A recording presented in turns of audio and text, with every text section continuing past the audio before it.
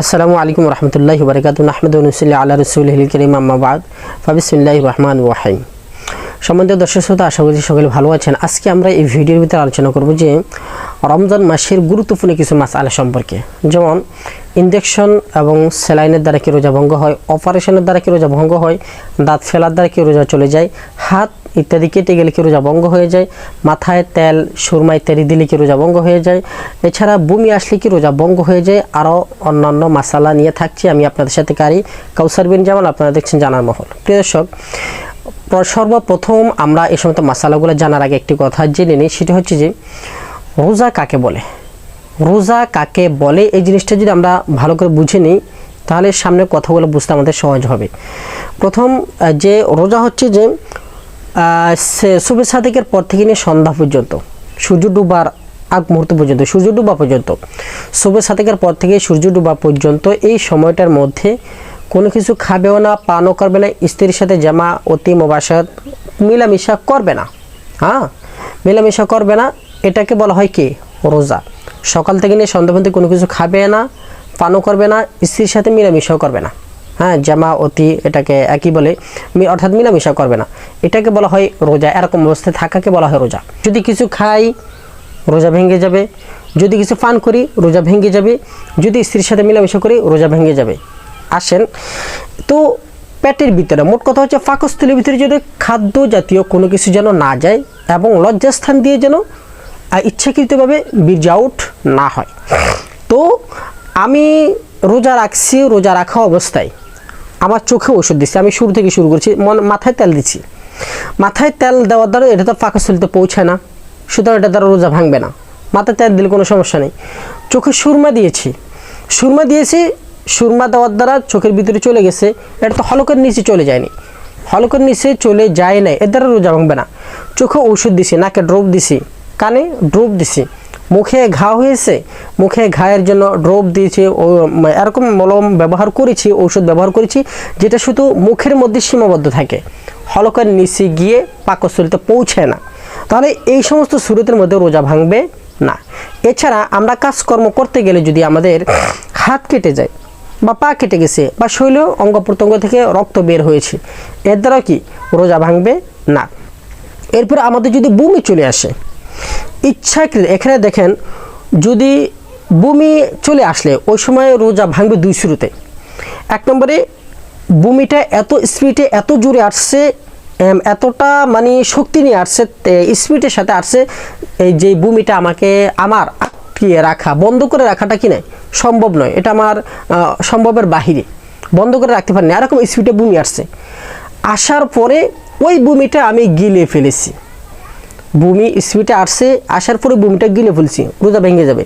আরেকটা হচ্ছে ইচ্ছাকৃতভাবে গলার ভিতরে আঙুল দিয়ে বা বমি আসবে এরকম কোনো কাজ করেছি ইচ্ছা করে, এরকম কোনো কাজকর্ম করেছি ইচ্ছা করে, যেই কাজগুলো করলে বমি আসে, এরকম কাজ করার পরে যদি ওরকম ফুল স্পিডে যদি বমি আসে, তাহলে ওটা যদি বমি ইচ্ছাকৃত আসার দ্বারা রোজা ভেঙে যাবে।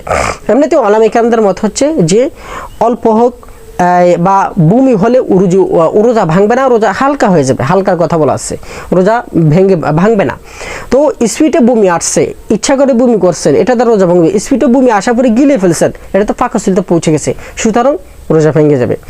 এরপর আসেন, যদি কারো অপারেশন করা হয়, মনে করেন অপারেশন বলতে ছোটোখাটো অপারেশন সেটা বলতেছি না, মনে করেন আপনার পুরো বডি একদম ফেরে সিরে, আপনাকে বেহুশ করে ফেরে সিরে সব পার্ট আলাদা আলাদা করে ফেলেছে।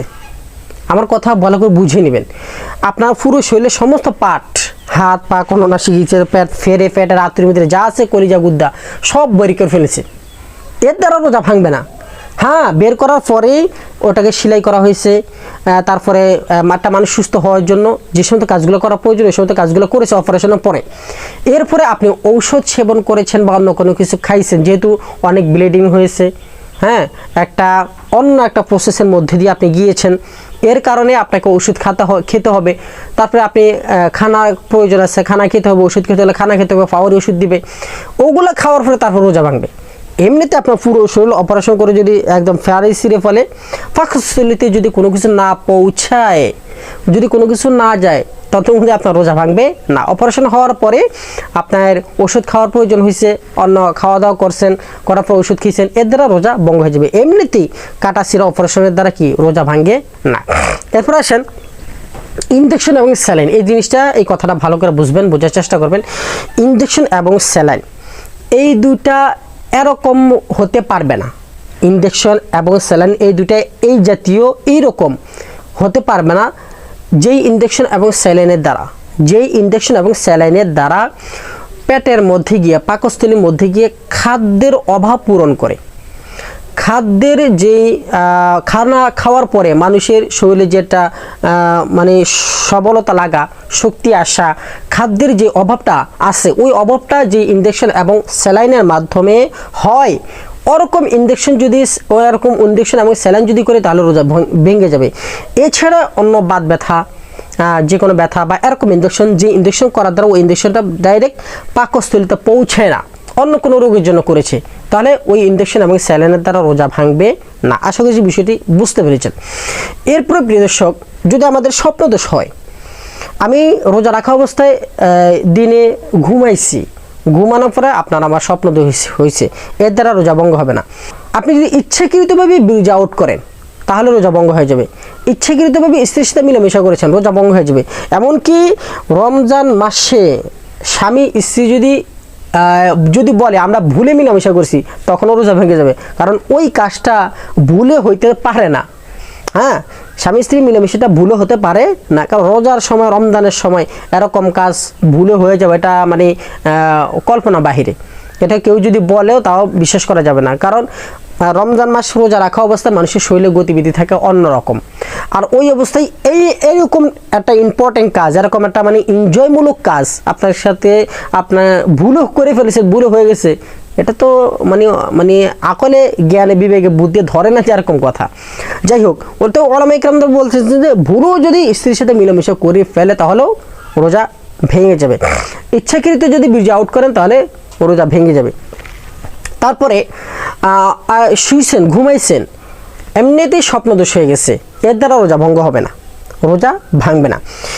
আরেকটা গুরুত্বপূর্ণ মশলা হচ্ছে যে মশার কয়েল এবং আগরবাতি আমাদের সমাজের মধ্যে প্রচলন রয়েছে, জ্বালায় কোনো দোয়ার আয়োজনে, দোয়ার অনুষ্ঠানে, ঘরে সিন্নি সালাত করলে ওই সময় আগরবাতি জ্বালানো হয়।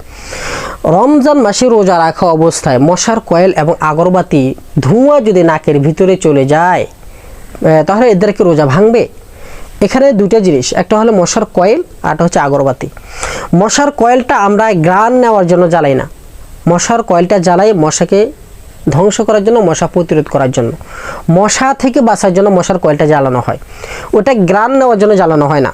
সুতরাং মশার কয়েল জ্বালাইলেও রোজা ভাঙবে না। অন্যদিকে আগরবাতি যেটা আছে, হ্যাঁ, ওইটা যদি জ্বালানো হয় তাহলে ওইটার দ্বারা রোজা ভঙ্গ হয়ে যাবে, কারণ আগরবাতি মানুষ জ্বালায় সুঘ্রাণ নেওয়ার জন্য, সুবাস হওয়ার জন্য।